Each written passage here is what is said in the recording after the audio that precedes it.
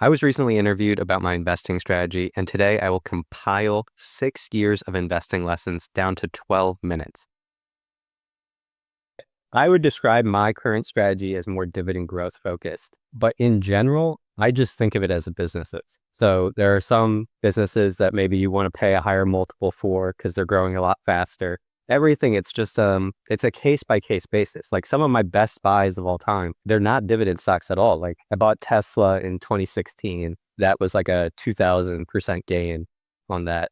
If I only put like $1,000 in, and I've held it, I still have all those shares. The dividend is really just a signal of profitability. And I think it's a very good retirement strategy if you're planning to live off of your dividends. Like my dad, who got me into dividend investing, that's his entire retirement strategy, is getting the passive income around dividends. The other benefit of dividends is the income that it just produces on a regular basis, and you can consistently reinvest those dividends to acquire more shares. It just gives you a lot of more capital that you can continue pouring in and reinvesting, and there's a compounding effect to that. We call that the dividend snowball. It was actually like my most popular video of all time in 2020 was the idea of the dividend snowball effect, where your dividends are buying shares, increasing your share count, and then you're also having dividend growth at the same time.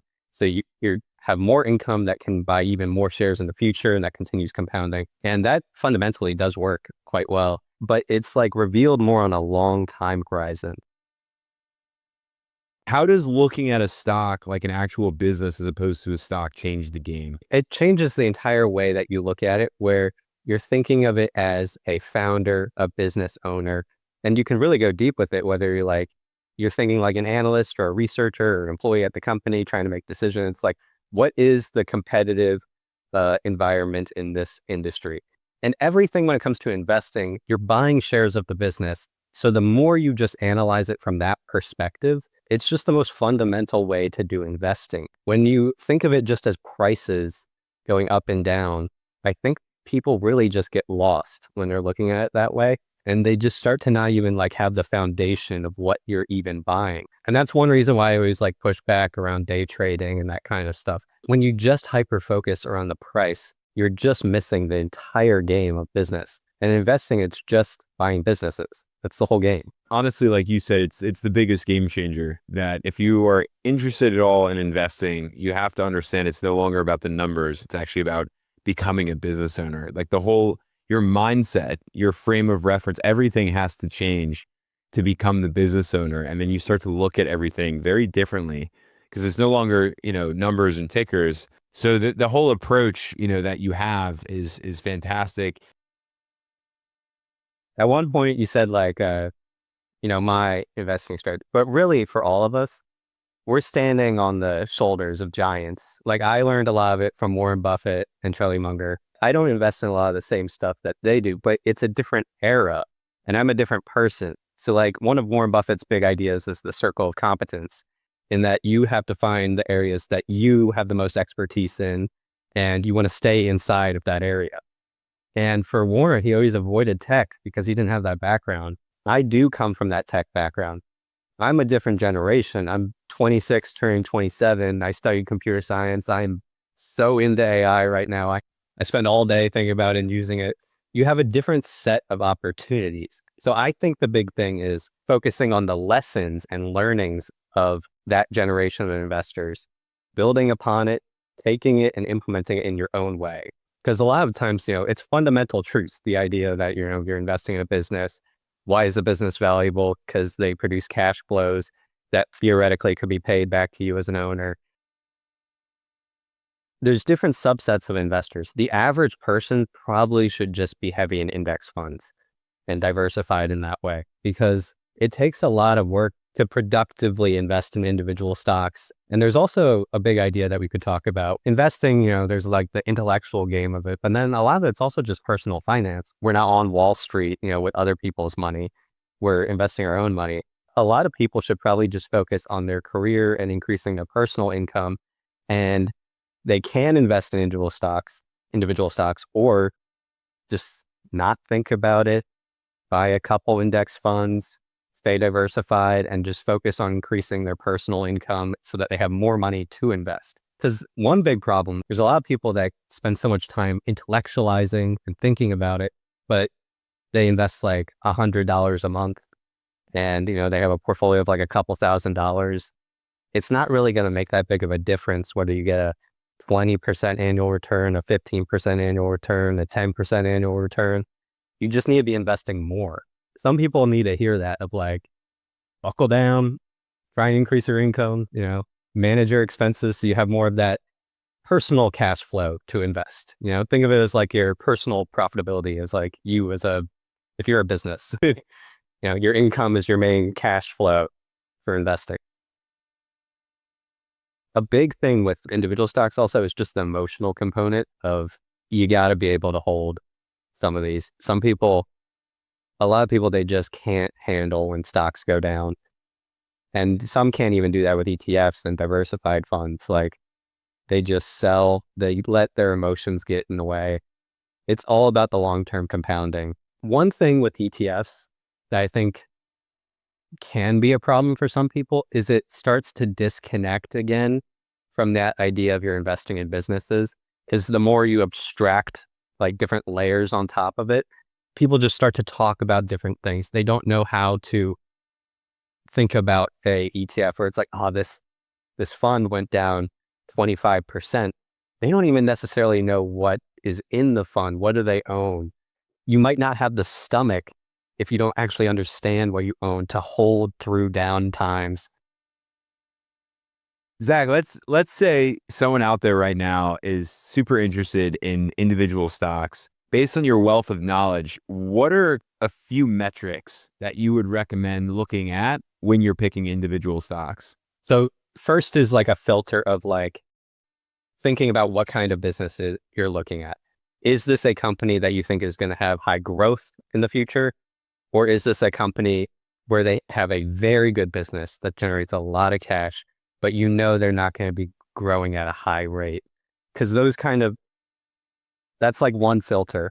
And you can actually get good returns with both of those strategies. You just have to know which category you're in and buy at the right price according to that category. Let's start with the higher growth company. I've been buying a lot of Microsoft, I guess. They trade at a premium. Well, they've come down quite a bit, but in general, they trade at like historically around like a 30p ratio. And the reason that people pay a premium for that is because they feel confident that Microsoft's cloud business, both the subscription software historically, which is like a great compounder, reliable revenue, they feel confident that that is going to go up over time.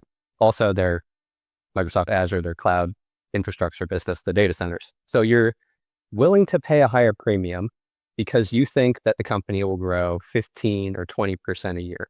And if you play that out long enough, 5 years from now, you have two stocks. Microsoft's trading at a 30p ratio. You have Coca-Cola that's trading at a 25p ratio.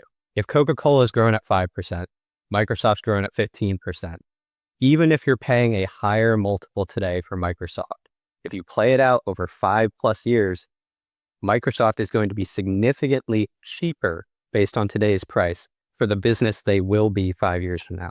I think if you look at Microsoft's P ratio based on like 2030 earnings estimates right now, it's like a 10. So like, whereas Coca-Cola, they're only going to grow 5% or so a year. So like you're paying premium valuation because they're a good business. They're not going to grow nearly at the same rate. But on the other side of the coin, with the slower growing companies, price matters so much. You cannot overpay for a slow growth business. You're going to get killed. Coca-Cola, the reason they trade at such a premium is because they have such a dominant market position that people know they won't be disrupted. You have the discounted present value of future cash flows. People are so sure about those future cash flows being there that they're willing to pay a lot for it. But you're not going to make a high total return buying Coca-Cola at the current price, paying 25 times today's earnings. But if you have a business that's growing 5% a year, but it's trading at 10 times earnings, that's looking a little more attractive. That you can find good examples there. To flip the script, actually, are there any glaring red flags that when you see them in certain opportunities, this is like a run the other direction metric? In terms of dividend stocks, if you want the income, just a payout ratio that's too high consistently.